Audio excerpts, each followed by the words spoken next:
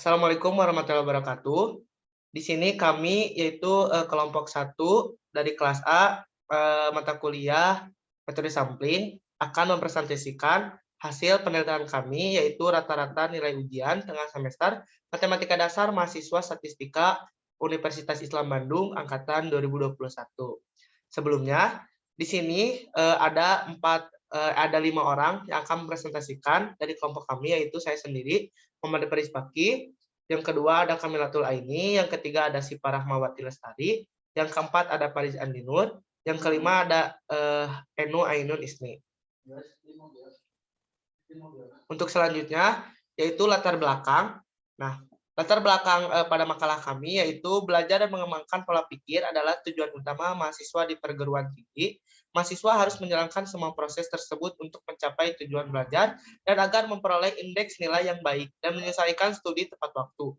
Untuk mencapai nilai yang baik, dalam satu semester dosen memberikan cakupan nilai dalam pelaksanaan perkuliahan. Salah satunya adalah nilai UTS.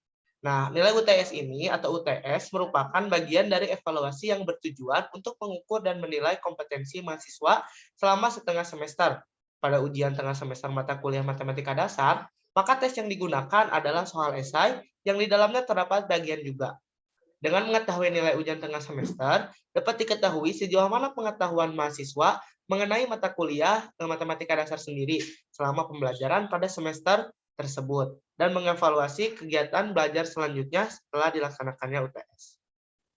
Nah, rumusan masalah yaitu ada dua. Yang pertama yaitu beberapa ukuran sampel dari populasi tersebut.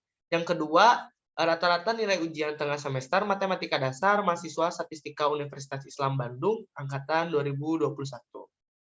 Untuk selanjutnya, yaitu tujuan penelitian ini yaitu rata-rata suatu himpun mengetahui rata-rata nilai ujian tengah semester matematika dasar mahasiswa statistika Unisba angkatan 2021. Yang terakhir yaitu menentukan beberapa ukuran sampel dari populasi tersebut. Untuk variabel penelitian dan rata-rata, yaitu menurut Sugiono, variabel penelitian adalah suatu atribut atau sifat atau nilai dari orang, objek atau kegiatan yang mempunyai variasi tertentu yang ditetapkan oleh peneliti untuk dipelajari dan kemudian ditarik kesimpulannya. Sedangkan menurut Supangat, nilai rata-rata hitung adalah nilai besaran yang diperoleh dari hasil jumlah tiap data dibagi dengan banyaknya data. Adapun notasi rata-rata untuk populasi dinyatakan dengan yang bisa dilihat, sedangkan nilai rata-rata untuk sampel dinyatakan dengan X bar. Selanjutnya oleh Fariz Andinur.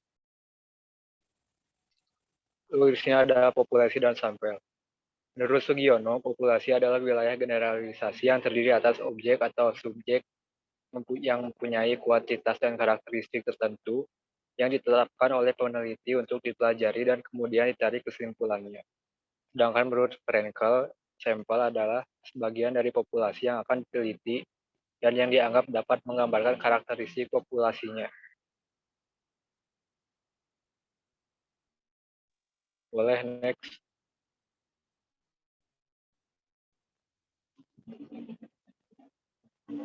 Lalu di sini ada populasi dari penelitian. Populasinya mahasiswa statistika angkatan 2021 Universitas Islam Bandung. Populasi targetnya mahasiswa aktif statistika angkatan 2021 Nisba yang mengikuti UTS mata kuliah matematika dasar. Lalu kerangka sampelnya, daftar nilai ujian UTS, daftar nilai ujian tengah semester, mata kuliah matematika dasar, mahasiswa statistika angkatan 2021 Universitas Islam Bandung. Unit samplingnya mahasiswa statistika angkatan 2021. Boleh next. Lalu ada unit observasinya mahasiswa statistika angkatan 2021. Karakteristik yang ditelitinya nilai UTS matematika dasar. Nilai karakteristik yang diestimasinya rata-rata. Unit analisisnya mahasiswa statistika angkatan 2021. Lalu ini ada tabel nilai UTS matematika dasar mahasiswa statistika Universitas Islam Bandung angkatan 2021.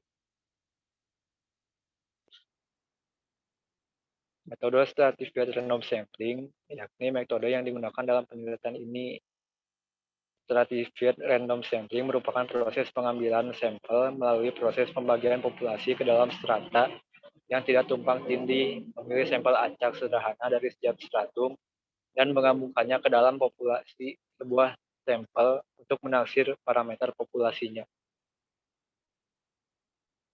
Lalu ada kelebihan metode SRS. Yang pertama, meningkatkan efisiensi presisi estimasi karakteristik populasi. Yang kedua, masing-masing strata bisa dianggap sebagai populasi tersendiri sehingga bisa diterapkan desain sampling yang berbeda. Yang ketiga, estimasi bisa dilakukan untuk penyajian sampel level strata. Yang keempat, untuk kemudahan administratif.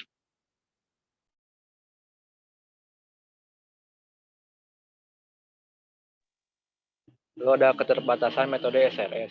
Yang pertama, apabila dipaksakan membentuk suatu strata dengan informasi yang kurang lengkap, maka strata akan menjadi lebih sangat heterogen.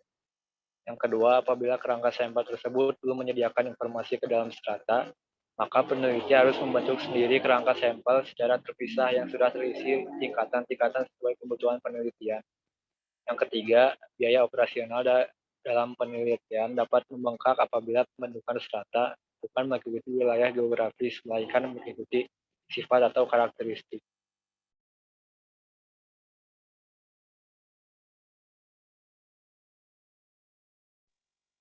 Boleh, next.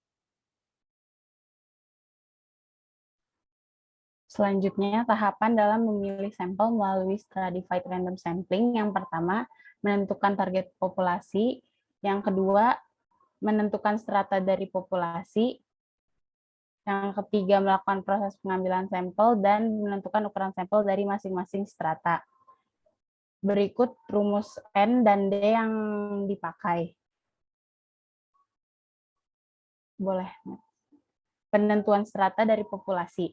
Penentuan strata tergantung dari tujuan pembentukan strata dan sifat-sifat variabel yang akan dijadikan dasar pembentukan strata.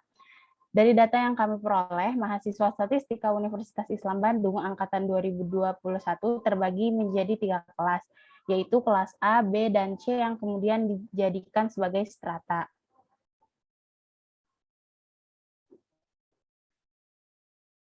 Berikut tabel strata dari masing-masing kelas.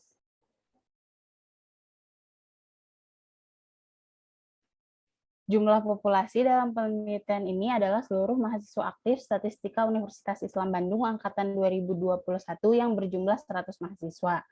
Dalam penelitian ini, populasi dibagi menjadi 3 stratum berdasarkan kelas dengan rincian stratum 1 mahasiswa kelas A, stratum 2 mahasiswa kelas B, dan stratum 3 berisikan mahasiswa kelas C. Dengan jumlah populasinya itu 100 dan di mana stratum dari kelas A itu berjumlah 32, stratum dari kelas B berjumlah 33, dan stratum dari kelas C berjumlah 35.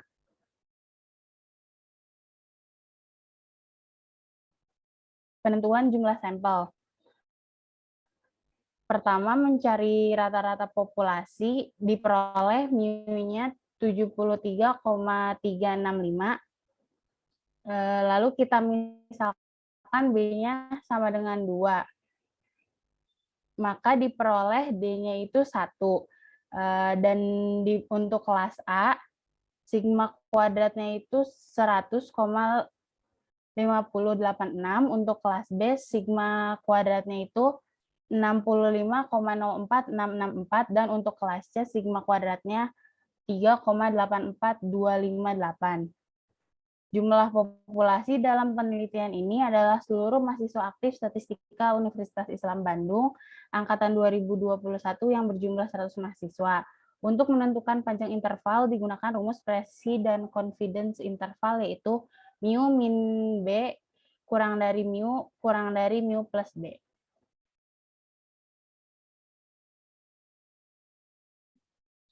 Berdasarkan perhitungan tadi, kita bisa menghitung yaitu sigma dari NI dikali sigma I.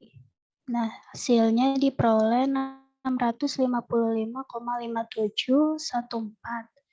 Kita juga menghitung A1, yaitu diperoleh 0,48936, A2-nya diperoleh 0,4055 A3-nya diperoleh 0,10465. Dan menghitung juga sigma dari NI sigma I kuadrat diperoleh 5.497,30.462. Selanjutnya kita menghitung N atau ukuran sampelnya dengan rumus sebagai berikut. Diperoleh 40,739.546 atau jika dibulatkan menjadi 41. Menghitung ukuran sampel dari setiap data stratanya juga, yaitu N1 diperoleh 20,063903 ya, atau 20, N2 diperoleh 16,64 atau 17, N3-nya diperoleh 4,29085 atau 4.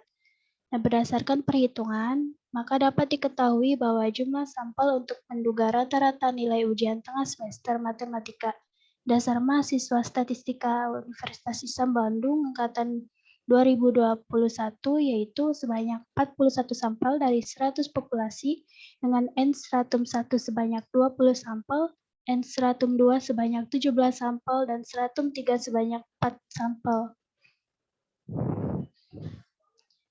Selanjutnya yaitu pengambilan sampel. Setelah mengetahui jumlah sampel yang dapat digunakan pada analisis ini, selanjutnya penulis menggunakan teknik stratified random sampling untuk mengambil sampel dengan menentukan random sampel berdasarkan pengacakan nomor urut dengan menggunakan undian, sehingga dihasilkan sampel terpilih seperti pada tabel berikut ini. Tabel pertama yaitu tabel sampel strata kelas A, tabel keduanya tabel sampel strata kelas B, dan yang terakhirnya dari kelas C. Selanjutnya yaitu menaksir rata-rata, varians, dan bound of error populasi. Yang pertama yaitu menghitung varian sampel dengan rumus seperti berikut. Didapat S1 kuadrat sebesar 121,1493, S2 kuadrat diperoleh 55,85402, S3 kuadrat diperoleh 83,742297.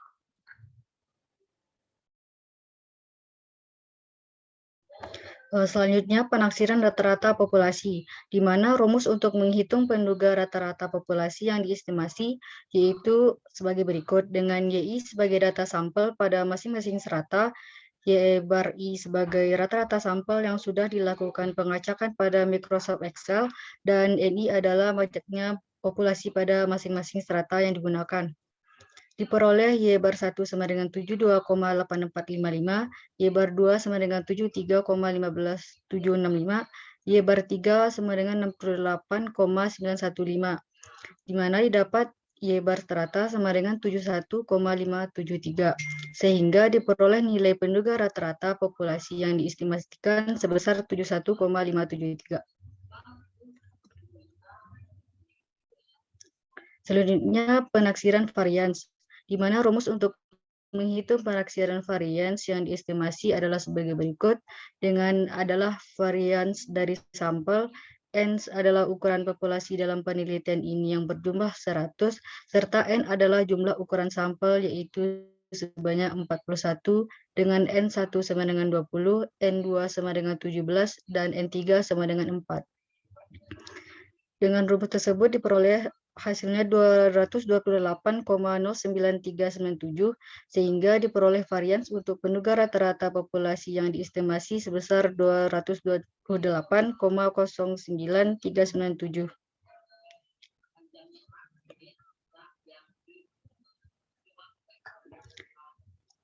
Bound of error. Rumus untuk menghitung bound of error dari penduga yaitu sebagai berikut, dengan S2-nya adalah varians dari sampel, N adalah ukuran populasi dalam penelitian ini yang berjumlah 100, serta N adalah jumlah ukuran sampel yaitu sebanyak 41, dengan N1 sama dengan 20, N2 sama dengan 17, dan N3 sama dengan 4.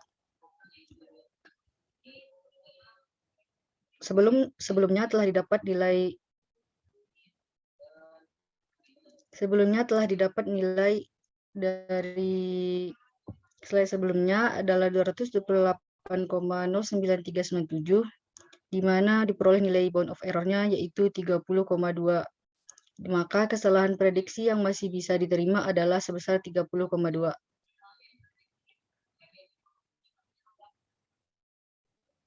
Kesimpulannya yaitu ujian tengah semester adalah tes yang diadakan dalam pertengahan semester yang berlangsung. Dan matematika dasar adalah salah satu mata kuliah wajib semester 1 yang ada di dalam kurikulum baru Unisba. Serta matematika merupakan sebuah ilmu pasti yang berkenaan dengan penalaran. Populasi mahasiswa statistika angkatan 2020 Unisba, populasi target mahasiswa aktif statistika angkatan 2021, Unisba yang mengikuti ujian tengah semester mata kuliah matematika dasar.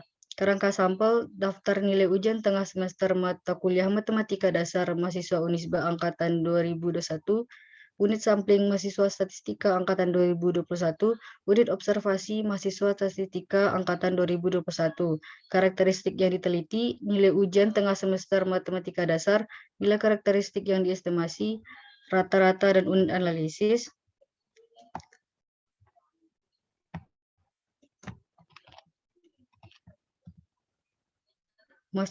Rata-rata dan unit analisis mahasiswa statistika angkatan 2021.